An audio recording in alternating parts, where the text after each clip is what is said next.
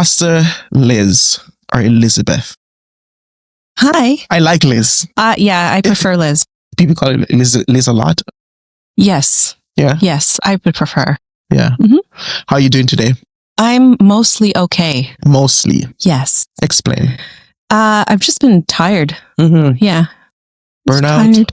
What's going on? Working too much? I think the transition to Alberta, new context, being away from my two older children and just the things happening in my family, I think I underestimated the effect it would have on just overall wellness. Just a lot of different things going on. So I just find myself tired today. Yeah. Thank you for being honest. Sure. Yeah, you could have just told me you're okay. Mostly okay. Yeah. I know it's a tendency when you ask a question sometimes, I don't know, when you ask someone they're okay, I've seen, even me, someone asks if I'm okay. I'm not genuinely okay, but I was like, yeah, I'm fine. I know. It's our go-to. It's our go-to. Yeah, for sure. But you just saying mostly okay. Kind of just give me some perspective. Yeah. Open a genuine conversation. Good. So you moved there last year. September. Yes. Yeah. And you are the associate pastor of the College of Seventh-day Adventist Church. Yeah. Here I'm one in of the University. team. Yes. Yeah. Yeah. And before we go into that, it's been a challenge transitioning and fitting. Tell me a little more about that. It's really, before you even answer, it's really been a challenge for you because you were robbed. When you just moved there, I remember. Yes. And furthermore, you moved from Ontario to Alberta, where you're so far to the, I would say, the North Pole. I don't know if that's true, but it's really cold here. That's what I'm saying. It is cold. And then on top of that, as I said, you were robbed, and so many. Talk about that a little bit. Tell me. I think just moving, it was a quick move. Just arranging all of those things, logistics, all of that. It's a lot, but it wasn't our first time. So I think Orlando and I have a bit of a system down. Right. And we don't carry a lot with us. So it's quick when we move, but there was just so many different things happening at the same time. My mom got really sick. She was hospitalized right before we moved. Wow. So the dynamics of that were a lot because it was like, oh, I actually have to move now, but my mom is still in the hospital. Who's going to help my dad? And then our children, our oldest children, we left in Ontario so they could continue on at their high school. Right. So then I was like, oh my goodness, I'm not going to have two of my kids. That's wild. And there was no preparation for that. Right. The kids staying. But we knew how important it was for them to have their group of friends, especially in high school. Yeah. So that dynamic, it was very different. And then we started here. We moved into our new home. And then 2 days later, somebody had broken into our cars. Yeah. Oh, man. Which, I mean, in the grand scheme of things, it could have been a lot worse. Yeah. But it doesn't feel nice. No. I was like, oh man, violated. It's terrible. Yeah. So it's really fascinating. What happened with your mom? If you can disclose, is she okay? So my mom has been diagnosed with dementia, and she was acting a little bit different over the last couple of months before we moved. And after we moved out of our house, we stayed at my parents' house until we came here. Right. And all of a sudden, I found her on the floor of her room. And I'm like, what in the world is happening? She was totally unresponsive. And so I called the ambulance. We went to the hospital, and then it was just the worst. I don't know how else to explain it. Yeah. Because you're just getting ready for this new transition. Yes. And then I felt pretty guilty. I was like, do we still go? Yeah. Orlando and our youngest son had to leave shortly after that incident. Right. And I'm assuming you stayed back a little bit because of the fact that I did. And also, I still needed to move my older boys into the dorm. Right. Yeah. Wow. You had a lot going on back then. It was not super fun. Yeah. It's so funny because this speaks to a bigger issue of how we view our pastors. I mean, when I saw you first and you and Pastor Orlando came, and I'm pretty much thinking that the church felt this way. Oh my Lord, just beautiful, happy, wonderful. In here to bless us. This is our new pastor. Behind the scene, we're not seeing. Yeah, it was hard. Yeah. It was hard. You mentioned that you got robbed here, but before we even go there, it's not the first time you got robbed or someone went to your house. Tell us about that. The third time. The first time somebody stole our car, and it was gone in Ontario. Yes. Second time, yes, it really was. That day was bonkers. The second time, someone actually broke into our house and took things. Right. And then this is the third time somebody broke into our cars. Yeah. So then you moved to a different province and, you had probably that trauma of that past. And then the same thing happened to you here again. Yeah. But like I said, it could have been worse. Yes. I like your optimism. So I'm thankful that they didn't break into the house. Mm-hmm. Yeah. What has been the hardest thing for you since you've moved here? Settling in, accepting? I think two things. Being away from my children and trying to navigate the things that happen with my parents, because it's super volatile. Every day, we don't know what's happening. Mom falls, dad goes into the hospital, he gets pneumonia, dad falls again. Just every day is very different. So anytime I call to check in, we're never quite sure what is going to happen. Wow. Yeah. Are they alone? They do live at home alone, but we have PSWs that that support my parents. Yeah. Yeah, I can imagine that must be challenging for you. I can't understand the magnitude of it because my parents are not sick, but I can imagine that you being here. I mean, how have you been able to manage that? Because obviously, you probably can't travel back and forth as you wish. Right. So I've gone back twice. I go to therapy. Yeah? Yeah, 100%. Talk about that. Pastors do therapy? What? Yeah. Friends, it's one of the best things you can do just for overall wellness. Yes. But also because when you're dealing with any type of grief, loss, trauma, or just change transitions, it's important that somebody's able to witness the emotions that you're going through. Otherwise, they just stay in your body. Wow. And your body keeps score big time. Yeah. And it manifests itself physically. Different things can happen to you. And there's a book, I don't know if you've read it. It's called The Body Keeps Score by Bessel van der Kolk. Okay. Amazing book. And he does talk about how our bodies maintain and hold stress if we aren't able to let it out. And so for me, therapy has been a place where I can, without judgment, let it out. That's good. Yeah. I also do therapy too. And awesome. Yeah, I do. Yes. Because I sympathize with you a lot in terms of the fact that you need that place of outlet. Yes. So I work in crisis where I deal with a broad spectrum of trauma. So it could be anywhere from a suicide to by overdose to self-harm, you name it. I've seen it and I've witnessed it.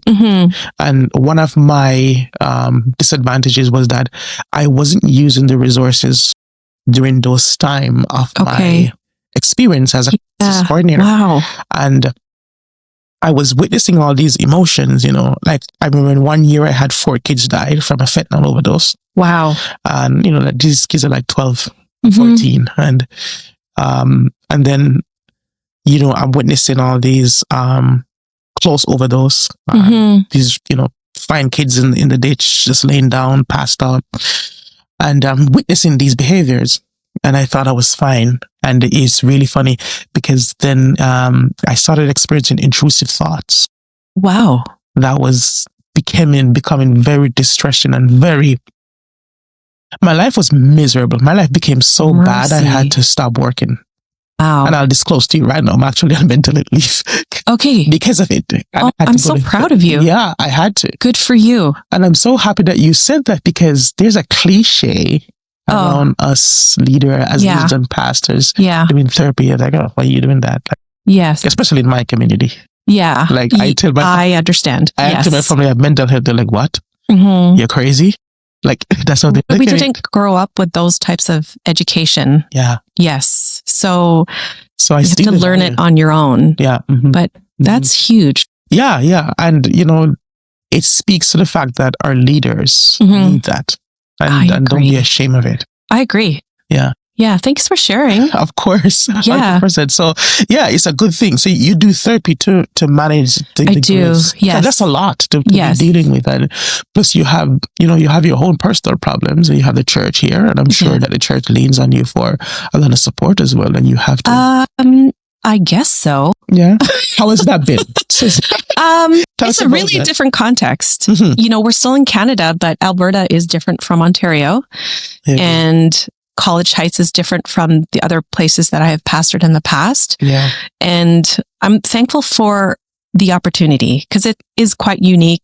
You've got a high school and elementary and a university. Mm-hmm. Then you have this church in a very, I guess it's considered like, I don't know. Is it a rural community? I'm not sure. But it's a smaller community, right? Was rural, I guess. Yeah. So it is different. And so I'm thankful to learn. And there is a lot to learn. Yes. So I'm still trying to figure out how everything fits, who the people are, right? What they need, what's most helpful, those types of things. I'm still trying to learn. That must be challenging. Take notes. I think on the book, there's about 1,400 people. Okay. In College Heights Church. I don't know. By the way, I know this because I'm an elder. I'm not an active elder. Okay. I said this to Pastor. Pastor Orlando, I said, I'm going to tell you something that's going to surprise you. I'm like, I'm actually an elder at the church. I was on the board. Oh, okay. I should be on the board. And I still get those emails from the board. Geez. But as again, this mental health thing was the reason I had to take a step back.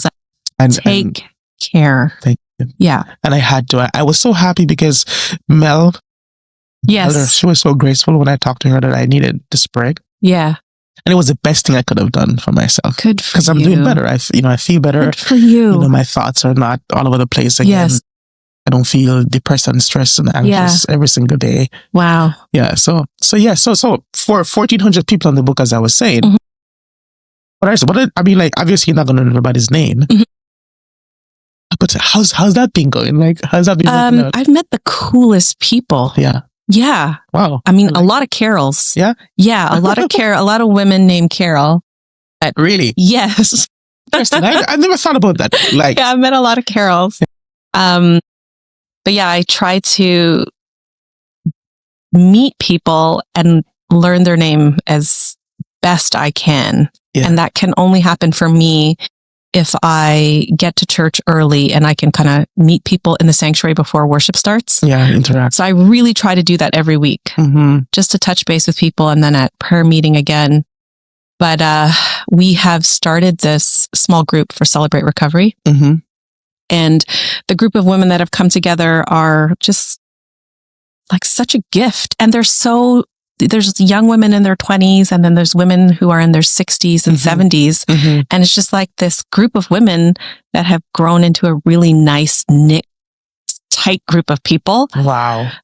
So I think there's such a gift. Yes. Yeah. Yes. Yes. I like, I don't know if this is the women's ministry, but where they, I don't know what it's called, but it's like this care thing. Lisa's a part of that, where you give like food to. Oh, I know. Mothers. I think good. That's awesome. Yeah, the meal train. The meal train. Yes. Yeah, that's what it's called. So good. Yeah, my friend's a beneficiary of it right now. My wife's about to have baby. We're ready to sign up for it. It's going to be. I think that's a beautiful thing. Yeah, that's amazing. I appreciate about this church is. Yes, it's very cool. Of his ministry. You will never go hungry. Exactly. Yeah, at this church, I've found out that people will just. You want some food? Yeah. Can I drop off bread? Do you want this fruit? Yeah. Yeah.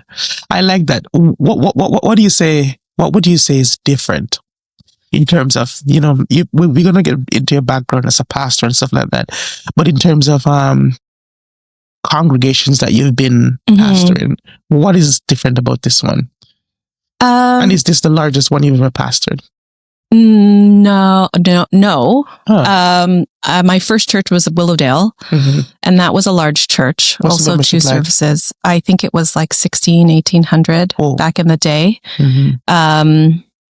And they would actually come. It wasn't just on the books, like they were there.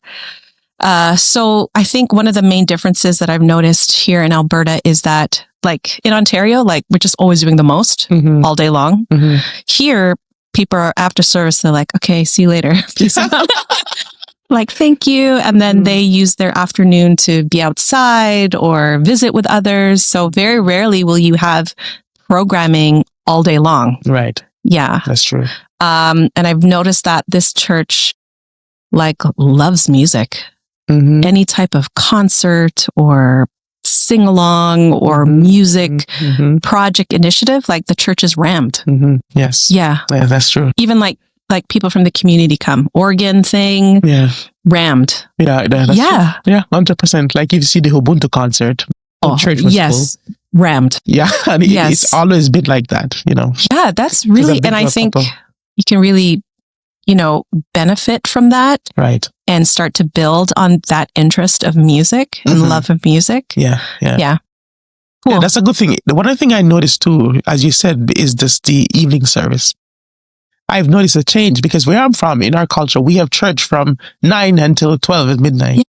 That's actually yes, I do. Because you're going to have song service in the morning. You're going to have Sabbath school. Then you're going to have that little period between Sabbath school and divine hour, they call it. Personal evangelism. Personal evangelism.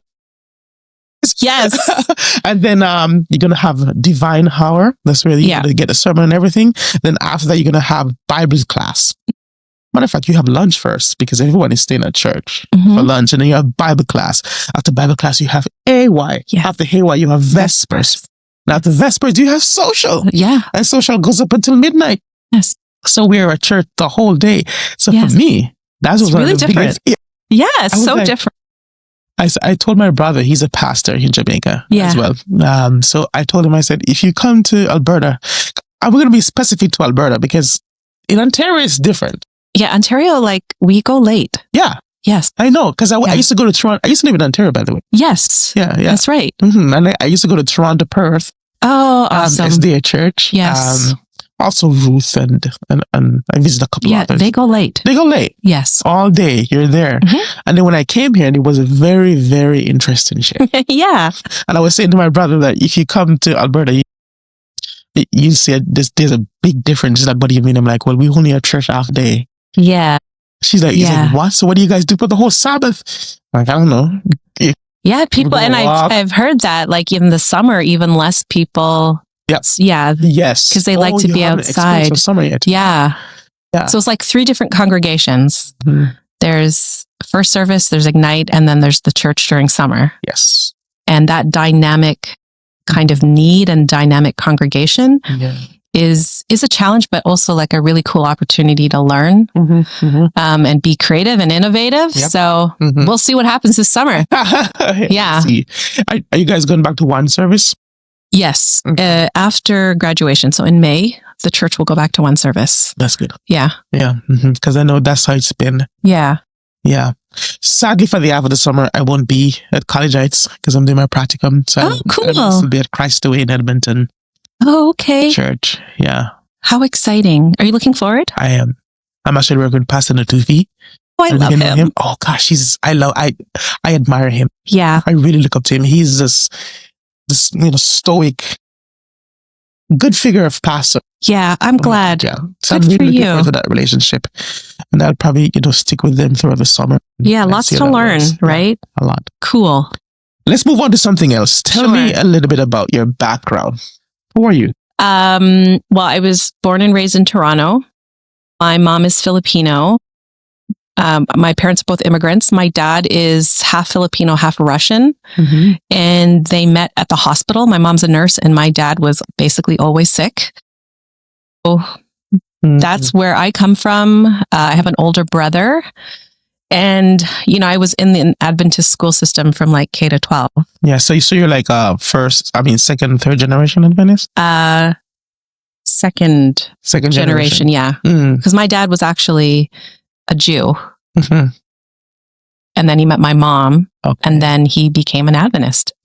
Yeah. So Jewish, Russian, Filipino. Yes. My grandmother was a big old Jewish Russian woman. Yeah. And my grandfather was actually a Catholic Filipino. Whoa. Yeah. Yeah, that's a very good time. I know. They had a really cool interracial relationship. Yeah. Yeah. I like, what I think I said, gender is, race is on a spectrum. Yeah. Do you think so? Because I guess the reason why I say it. Yeah, I've never heard anyone say that. Yeah, it is though. Like if you think about it, it is. Because, you could meet, like I met you now, and I said, what are you? You said, I don't know. I mean, I did a Russian there, I drew a Filipino there too. Like, so it's like a spectrum. It is. It's all mixed. It's all mixed. It is all mixed. And I guess that's really beautiful. So you're all Filipino. You were raised in Toronto, and your parents moved there from Philippines. And my dad actually moved from Israel. Oh, Israel. Yes. So your dad is a full-on Jew. Well, he's messy. Like, he's very mixed. He was born in Shanghai. They went to Philippines, and then when he was 16, he moved to Israel and lived in a kibbutz. Yeah, and then eventually made his way to Canada. Which side of your ethnicity do you connect with the most, do you think? I guess Filipino. Because our family was so mixed, there was people from all over all the time. So I wouldn't say I grew up like doing all the Filipino things, but there was just people from all different parts of the world. Around me growing up. Yeah. I see. Yeah, I don't know. It was just the way it was. Yeah. So you, at some point in your life, you decided that you wanted to be a pastor, being a woman. Right? And we know the controversies around women being pastor. Yeah. And we know that big issue we had with the General Conference and ordination of women. And I cried that day. You cried? I did. That day they had the vote in Texas. I remember we were pastoring in Ottawa and we were watching it. And I'm pretty sure I was on maternity leave with our youngest son. And we were kind of like watching it online. And then the vote came out and I just cried. I was like, ugh. What a gut punch. And during that time, we were having VBS, which I was still in charge of. And I went to VBS the next day, and there was a young girl there who was saying to all of the student volunteers, I'm so glad that they voted no. Yeah. And I was like, oh, get out of here. I'm so glad you're one of our volunteers. Yeah. And I was like, oh, wow, great. Yeah. That must have been difficult. Now, what are the stipulations? What is the General Conference's reason, at least for those who oppose it? Why can't women be ordained? What's up with? I mean, I don't know the specific policy or what they're going on, but I do believe they think it's biblical, which is interesting because ordination is not biblical. Laying on of hands is biblical, right? And setting aside, but ordination itself is not biblical. What is ordination? What is it? Do you want my version of it? Let's explore both. Let's start with your version. I think it's man's way of saying that, like, you are called and ordained by God or chosen by God to, do this kingdom work. Yeah. Yeah. But I think that's it's very, I think it's man-made to make us feel nice. As far as I can tell, there's nothing biblical to support it. Yeah. So I think it's just man's way of saying, hey, or men's way of saying, hey, you're really good. Masculine men. Yeah. Not men in full terms. Yeah. Yeah. I don't usually have like tons of conversations around a women's ordination because it's tiring to me. Yeah. Yeah. It could be because, you're a woman who've dedicated a lot of years to the church as a pastor. But it seems like there's some significance to ordination, be it man-made or not. Well, there's financial as well as the opportunities you get when you are ordained. Because if you aren't man or woman, you can never be like a conference president. Not that I want to be the conference president in any way. But there are certain advantages to it. I guess like it does limit your employment opportunities if you are looking for types for that kind of admin position. Yeah. So, because like one other thing that came to my mind is if it's not a matter, then why is it an issue? If it's not a big deal, but institutions, the way they're created, you can't just ignore it. Yeah, because it became a part of our system. Yeah. Are you ordained? I'm commissioned. What does that mean? It means that that's funny. When I was commissioned, they told me that I can do everything that a male pastor can do as an ordained individual, but I will never be the conference president. That's what I was told. I was actually the first woman commissioned in Ontario. Whoa. I know, it was a miracle. It was a miracle. It's history. And I was like, I don't know, it just felt weird to have that explanation given. Yeah. That's kind of odd because it sounds almost sexist to me. Almost. Oh, yeah. Probably not almost. All the way. Because I don't only know. A man can be a president? Yes. That doesn't make sense. Well, I mean, we know that in Southern Eastern California, they've had a woman president for some time. For that and she's been treated not kindly by other male presidents, which is so heartbreaking to see. But yeah, this is where we are in the denomination. And I know that there are people who are pushing the envelope and looking to change things.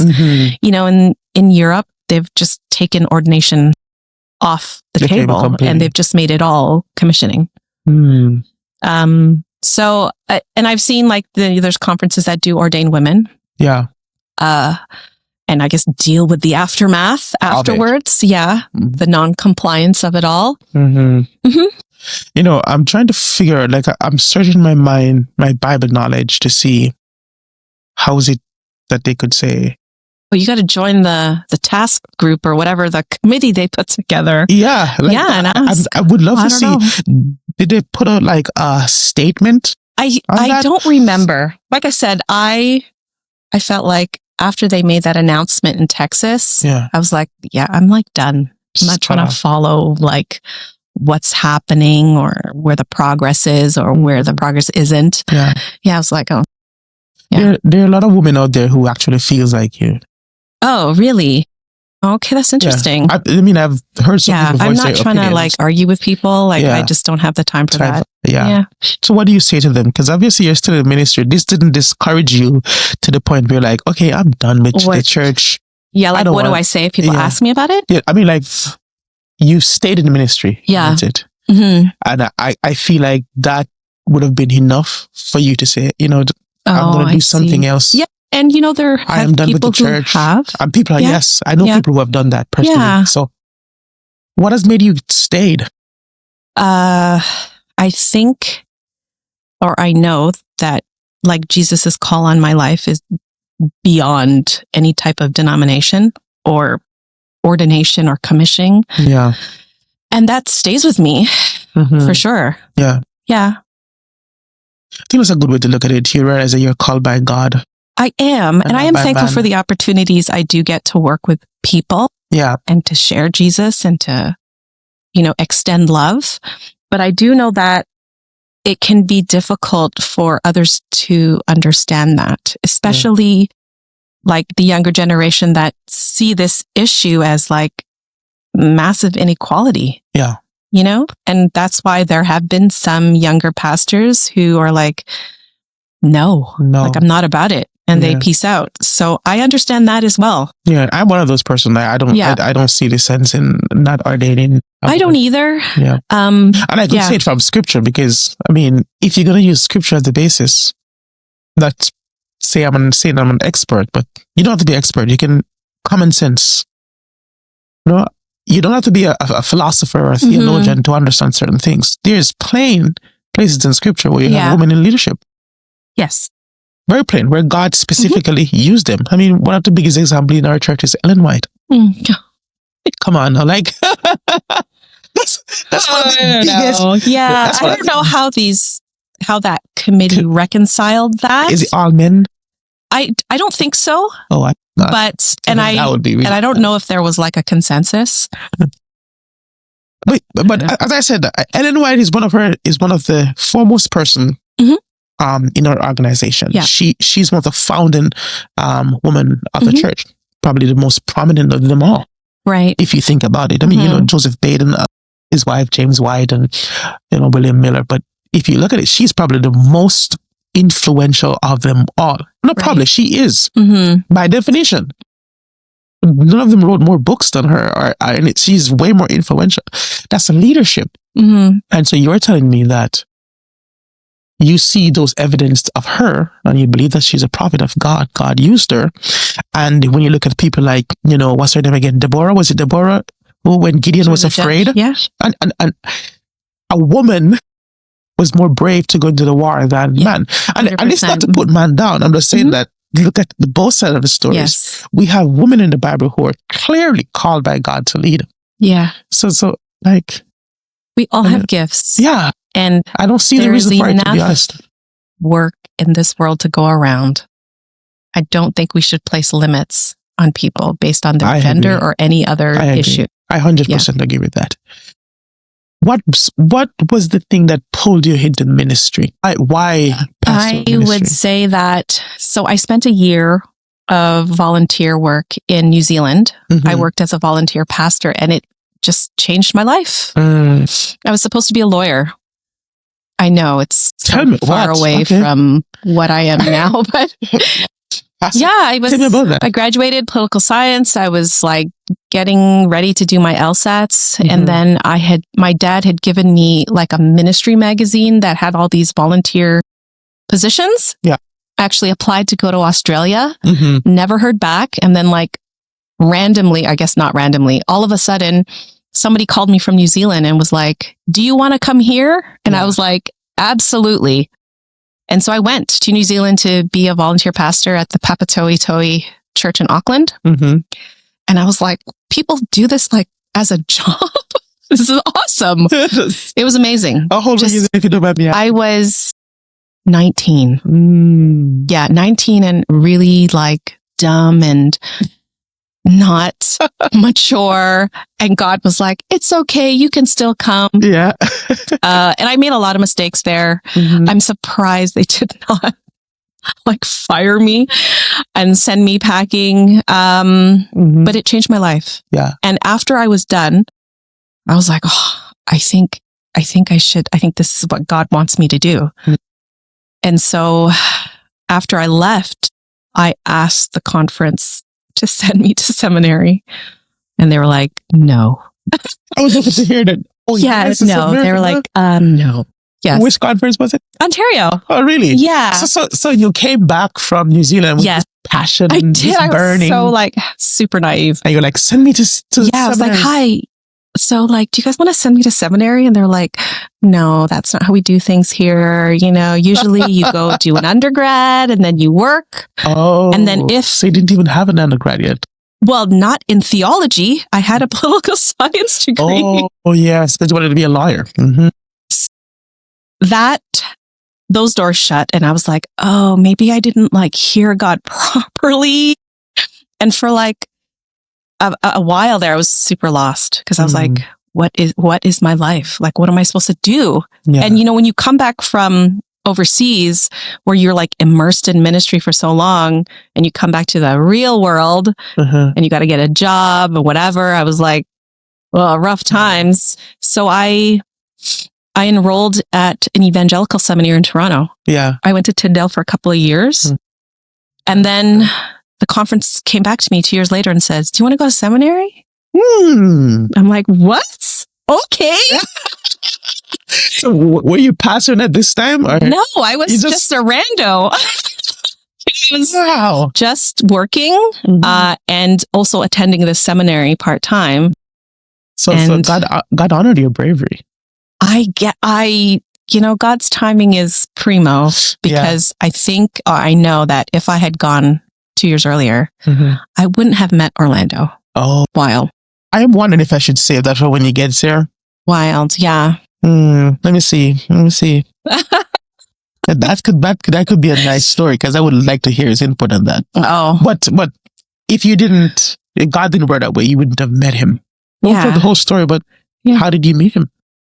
I met him in seminary. In seminary? Yes. Nice. Because I was in New Zealand, I had lots of friends and coworkers who were Polynesian. So, you pick up on the words, the good words, the bad words, whatever. Yeah. And I was in the seminary, I was sitting down and I heard somebody saying like Samoan words. And I was like, I actually know what that means. Yeah. And coming up from the stairs was Orlando Pule. And I was like, that's like the hottest man I've ever seen in my life. Yeah. It was like, it's amazing. Yeah. So it's like this movie scene, cinema camera flashing, it really was blowing, his hair flashback. Yeah, shades. He didn't have shades on, but he was coming up with a friend of his, and I smiled at him, and he just looked at me and turned away, and I was like, shame. So embarrassed. Oh, yeah. And that's the very first time you're seeing him. That's the very first time I've seen him, and I was so embarrassed. Oh, yeah. Eventually, we did. Did he ask you out, or did you? He did. He did. I thought. Who did we tell? Oh, I think it was the other seminary, the religious students. He did ask me out, and then he stood me up on our first date. What? Yeah, you should ask him. Ask him about that one. Yeah, I have to ask him about times. But we made it. So he did what? He didn't show up, but what happened? He didn't pick you up. Oh. Pastor, he did not show up. You're watching this.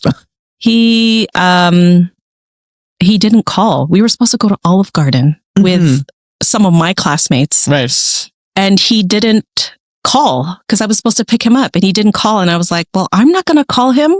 Yeah. So I went by myself. And later on, he left a really sad message on my voicemail. I eventually called him back, and he had been was such a pastor's excuse, but he had been setting up an evangelistic tent in Benson Harbor. I'm like, who has that excuse? Yeah. Nice one. That's a good one. Yeah. I was like, do you want me to believe that? That sounds terrible. Yeah. So he was setting up a tent for an evangelistic series, and he didn't have a cell phone. Like none of us did at this, olden days. And he couldn't get in touch with me. So he was stuck in Benson Harbor. And then, that's But obviously he'd worked out. How long have you guys been married? We've been married it'll be 20 years in July. Yeah. That's amazing. Yeah. Yeah. It went quick, but long at the same time. I know. What year did you guys get married in? What year? 2005. 2005. The reason why I ask that is that these length of marriages are rare today. I guess. I mean, if you were married from back, in the 1990s, probably 80s, like you two to early 2000. It's like, I was looking at the stat for divorce in the church, and it's crazy. I know it is. It's sad to see. Yeah. And even some of our colleagues. Yeah. Pastors are not immune to. I was going to say the same thing. Hard marriages and broken relationships, and it's rough. What are some of the stuff that you and Pastor Alonda have done over the past 20 years? And obviously, I would think it's not 20 years of smooth sailing. No, sir, it has not. What is some of the stuff that you have done and that you would advise even younger couples like myself who have been in it for 3 years? Therapy. Go to therapy. Really? Yes. Even if you don't go together. Because Orlando and I do therapy separately, but it has helped us so much as individuals, hurt individuals, or individuals, that carry baggage from our family of origin. Yes. It gives you the tools to figure yourself out. Yeah.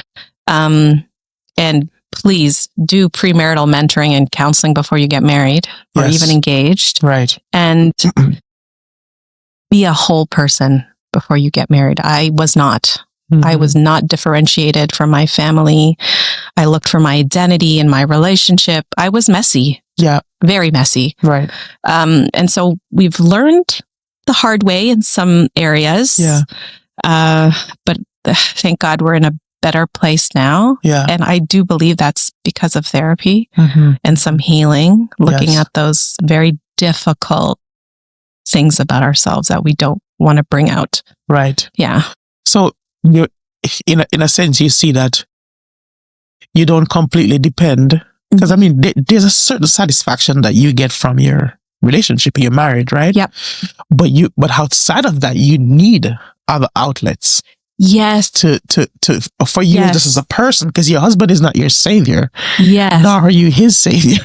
Yeah. In a sense, you have to have relationships. It's got to be an individual. Yeah. It's okay to have a best friend that isn't your spouse. Right. and to have, your own interests and own joys, your own passion. It's great to do things together, 100%. And, date nights are important and intentionality. Nice. All of that's so important. Do you still have date nights weekly or monthly? We do. We can't go out at night because I'm not trying to pay for a babysitter all the time. So we do date days or date lunch. Okay. Yes. And when we have littles, nighttime it's tough. It's tough. I agree. And there are seasons where you're like, whoa, I don't even know who you are anymore because all you do is manage children. Yeah. And that's a rough time. Yeah. It is. I can imagine. There are those seasons, right? And I want you to talk about that a little more, where in marriages, it seems like you're strangers. Yeah. And I'm pretty sure that it seems like you've experienced some of those seasons. What reignites that intimacy? What bring that back together? Because that, for some people, leads straight to divorce. Just compounds. Yeah, it can. But for you, and if you don't mind sharing, so that someone who's probably in that season. I would love to hear what he thinks. Yeah, I'm going to ask him that. I'm definitely going to ask him. I have some. Yeah, ask him. I won't say anything. I think for me, I still think Orlando is just like the most amazing person. It never gets old for me. Wow. Yeah, I still get the butterflies. Amen. After 20 years. Yeah, he's That's still amazing. Just fantastic human being. I think it is just intentionality and trying to see the best in your partner. Yes. Because it's not easy. It's easy to find all the flaws, but you have to really work at looking for the best. Yes. Yeah. It's not easy. There's a group of people out there that thinks people shouldn't marry. Okay. And more specifically, men. Okay. Especially in Western society, I think they call them the red pill people. I think that's what the name is. I don't pay much attention to it, but the idea is that marriage doesn't benefit men as much as it does women. So therefore, men shouldn't get married. And one of the rhetorics around that is the idea that the systems favor women. So like the court system favor women. What? So if a woman get divorced, she gets to keep the kids. She gets to get all the money. And for example, a very wealthy man, and this is how I see those guys normally look at it. A very wealthy man could marry a woman, that is just beautiful. And to them, that's all the attribute that she brings to the table is the fact that she's beautiful. That's it. Yeah. Right. She may have a low level of education, but whatever, a very beautiful woman can get a very high status man. Right. Just because of her beauty. Right. But if it comes to the point where they get divorced and say they have kids, the man has to give the woman a half of the wealth, which she didn't work for, in their opinion. Interesting. And as a result, in those terms, the system doesn't favor men. So therefore, men should get married. No, I think it's ridiculous because I think marriage is beautiful in that sense. Wow. By the way, what would you say to that? I would say, I wonder what happened to them that made them, because I do believe people come with their perspective based on what happened to them in childhood. So that would be my thing. Like, what happened? Yeah. What was growing up like? Yeah. But it should be reasonable. And I understand what they're saying about the court system. That if say you have kids with your husband and then you guys separated, there has to be some more responsibility from his side in terms of providing money for the kids. But that's reasonable. Like if you get with a woman and you impregnate her and she has your kids, it's reasonable that you should take care of the kids. I don't see. I don't know. I don't see what's wrong with that. Like, I think it really comes back to like what has happened to you to make you feel this way. Yeah. Because even though the court might say, you need to pay this or we're going to garnish your wages, it doesn't happen so easily for women. There's people who step out on alimony and payments for their children all the time. Because of how intense, and I'm saying, even if you're doing that, you should. Those are your kids. And you've to that woman. It's rough times out there. And it's really funny because I think one of the reasons why the court does that is that there's a bigger disadvantage to the woman for divorce than the man.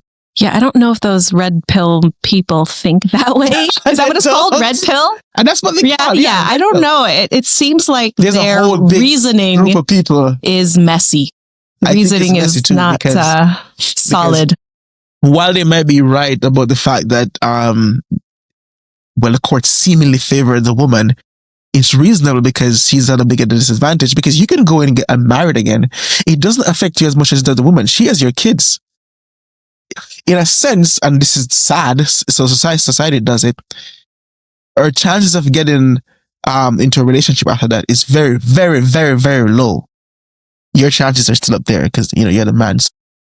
Can you imagine marrying that guy? Oh, yikes. Don't you have trauma? Yikes. Yeah. No, I don't know. Oh my gosh. This is amazing. I'm loving this conversation. Obviously, we can agree, and you're an example that marriage is a beautiful thing. I'm married to the most amazing woman. Congratulations. Thank you. And I can say that. You found a real one. Yes, I have. It's not easy. It's easy because I've been married before. Oh, yes. Wow. I would love to hear. And to the red pill people, I didn't give away half my wealth. to my ex-wife, but wow. And things happen, people change, right? Yeah. And you could marry someone and they could betray your trust and all those kind of stuff. But it doesn't mean that you shouldn't get married. It doesn't mean that marriage is bad. It just means that you should check your priorities and see who you're putting your trust in. Yeah. And then make those decisions, make better choices about your partners. The thing is that, as you said, what I think is that most of these people, they take the trauma from someone who hurt them in the past in that way, and they then project that on the whole society of women, which I think is not true. Because as we can see in your case, a wonderful woman married to your husband for 20 years. You didn't have an easy life. You have your ups and your downs, you have your challenges. Certainly. But it's one of the most amazing decisions that you never made. And I say to young people, marry. I agree. Slim pickings out there, Pastor. Yeah. We do have to recognize that, there are young people in our church that do want to be in a married relationship. Yes. But they can't find good, solid individuals who do love God or who are mature enough. Right? Yeah. So it is a slim pickings, and I hear it. It's a challenge. It right? is. But I think they have their solution is just wrong. What do you mean? The red pill people. Oh, well. Yeah, their solution is just wrong. Yeah, we need to lay hands and give some hugs to the red pills. Yeah. We definitely need to do that. So we talk a little bit about your role as a pastor, and more so as a female pastor, right? And like you, I know a few people in BC, in here in Lacombe, and who are going into ministry as pastors. They're women. Awesome. And they're facing, and they're going to face some of the discriminations that's there, undoubtedly. Yeah. They're going to be standing up to people who don't think that they should be pastors and they should be ordained. Well, what advice would you give them?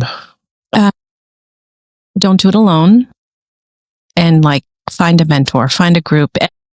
Even just in Canada, there are a few of us. We all know each other. Yeah. So we are so excited when we do see young women who are in school or in seminary.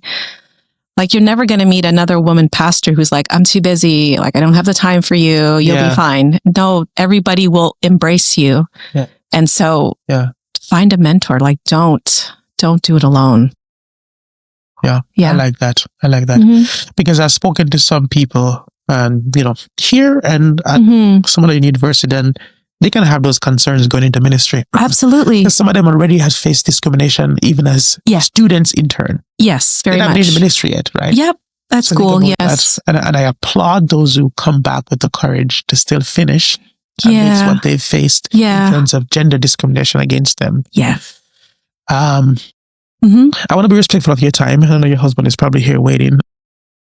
The show that we're doing is called Amidst the Odds. And it's the idea that amidst pain, amidst criticism, stereotypes you faced, there's a story of triumph. And everybody have a powerful story. The ultimate story amidst the odds is the cross. If you could tell, if you would tell, and if you should tell, what would be your amidst the odds story? Oh, I think just the journey that I've been on to even just get to today. Yeah. It's been up and down.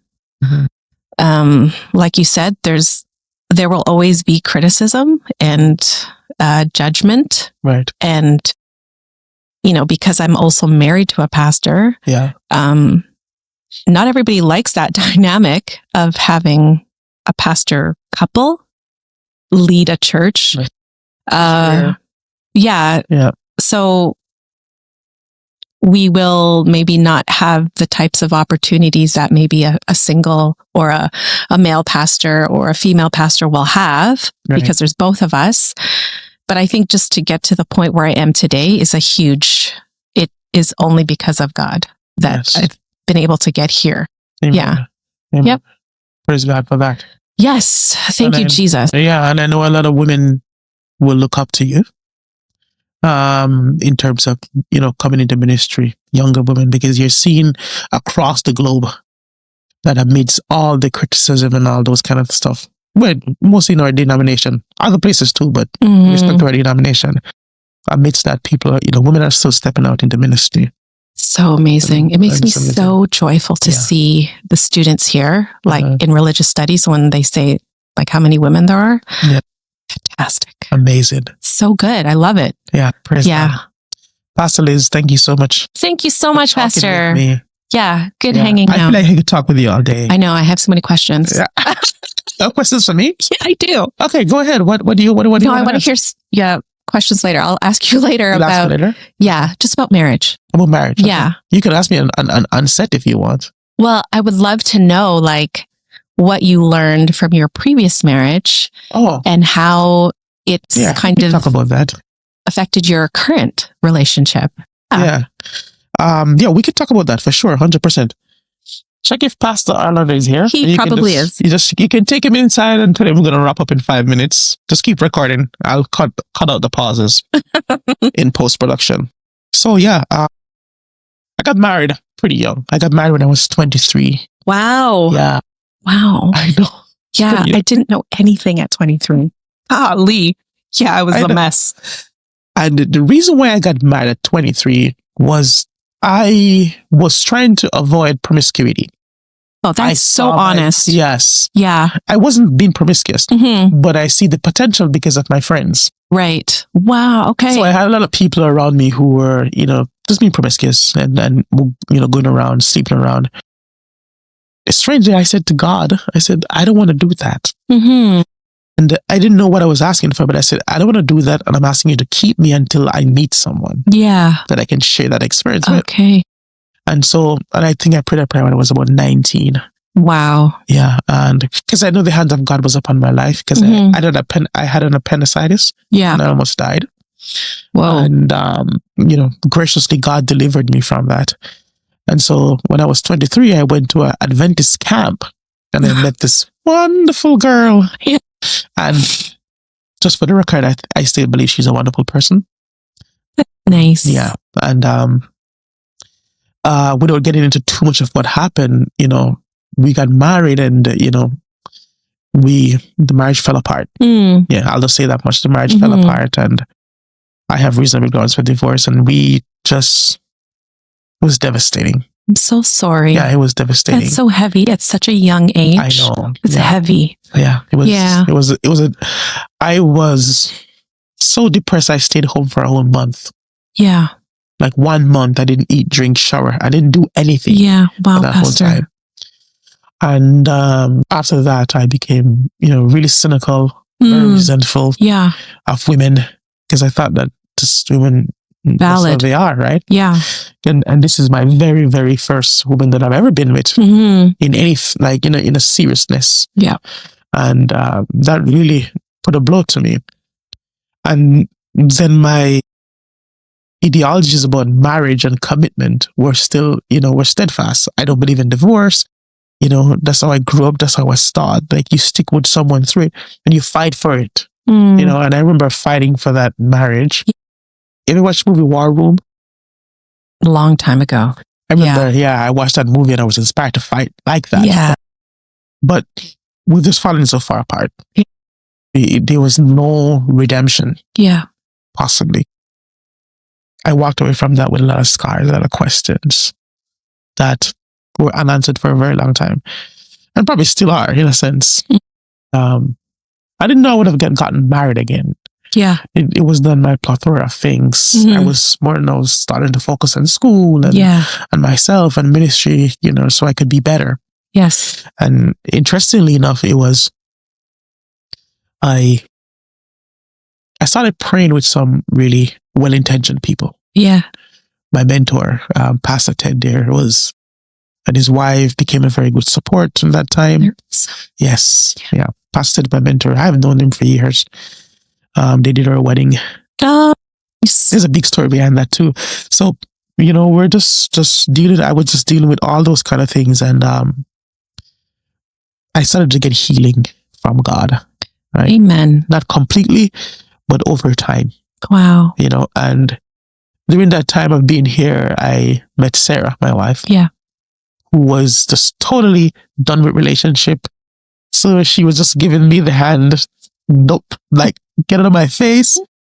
She's been through her battles. She's like, I want nothing to do with men. Just leave me alone. She's kind of in the space. And in the back of me, I said, I kind of want this to do with women too, but I like you. I remember I saw her. I went to Mrs. Walter's house because we used to go there a lot, and because I'm very close with her. And I went to her house one day and I saw this girl combing one of her daughter's hair. And when I saw her, I was struck. Yeah, stars. Yeah, stars and everything. I was like, rainbows. Yes. Yeah. Wow. All the above. And I remember I went to Miss Walter and I said, "Who is that?" Wow. And she's like, "Her name is Sarah." Oh my gosh, she's beautiful. Can you introduce me to her? Come here. So mom came around and she was like, "Sarah, this is Ricardo. Ricardo, this is Sarah." I'm like, "You have such a beautiful smile, Sarah." Wow. You said that to her out loud. Yes. That's really bold and brave. I know. Wow. Okay. I like it. And I'm like, I left the house, couldn't stop thinking about her. And I went to my friend at the time and I said, I just met a girl and I think she's going to be my wife. My friend is like, "Yo, slow down. Chill out, bro. Like, what do you mean you just met this girl?" I'm like, she's going to be my wife. I know it. I just can't get her out of my head. And I didn't see her after that for like 3 months. Oh, wow. But I couldn't stop thinking about her literally every single day. She was on my mind. And I was trying to figure out who she was, because she came from a very private family. Mm-hmm. So she's not the type of girl that you're going to like see regularly. Like, she's very private. If she comes to church, she goes to church to go home, even to this day. Mm-hmm. Her family's like that. And I said, how am I going to find this girl? Like, where am I going to see her? I remember I had a few more encounters with her and, I chased her, like, respectfully, like a man. And good for you. She rejected me for a very long time. That's all right. Yeah, for probably 2 years. It builds character. She, I didn't get her number until like 2 years. I remember I saw her one time and I asked her for a phone number. She's like, "Nope." Like, man, this girl is playing hard, but this is my heart. She's gonna be my wife. Wow, dude. The long end of the story was that God showed us clearly that He's brought us together. Wow. Yes. And just to quickly say the story, she asked God for a sign. I don't believe in signs, but anyway, I respect her because I love her. So I would wait at that sign. And she prayed and asked God for a sign. And God fulfilled the sign clearly. It was for me to give her a gift. Like, I think it was a watch. I remember we were going on a date because now we're talking as friends. And so I had this inclination to take her out. Like, because, I want to show her that I can chase you for the rest of your life. You don't need to worry. And I remember I was getting ready. So I was doing a picnic for her. So we're going on the lawn in Red Deer. As I was leaving, my friend came to me and he gave me a watch. Yeah. And he said that my wife, my girlfriend bought this watch, but she doesn't like it. It's brand new. Oh. I was giving it to her. I thought you could give the Sarah as a gift if you want, but it's up to you. And I'm like, it's whatever. She don't wear a watch. That's my opinion. And I put it away.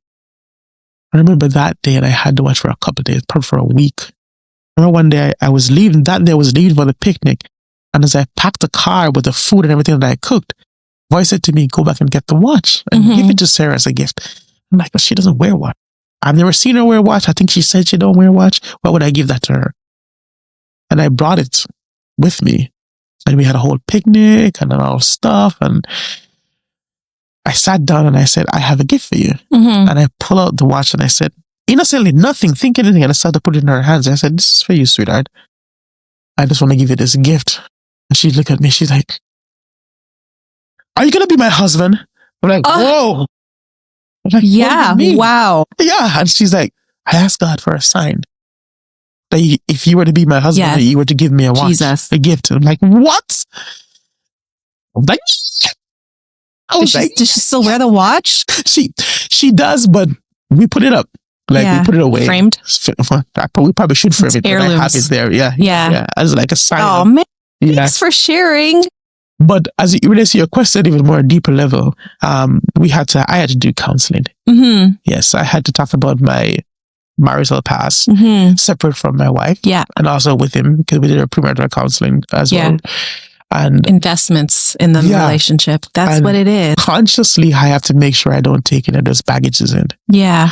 Because what I was finding is that after you pass that butterfly phase and, season, you have kids and all those kind of things, you have to be careful not to project any of those mistakes from the past into this previous relationship. And that's one thing that I've been working with. Yeah. To make sure. And so far it's been working. Thank you for sharing. It's been working. Thank you for sharing. Yeah, no problem. Thank you. I'm happy you love to hear the story. Yeah. Thank you. Yeah. Thank you so much. All right. Thank you.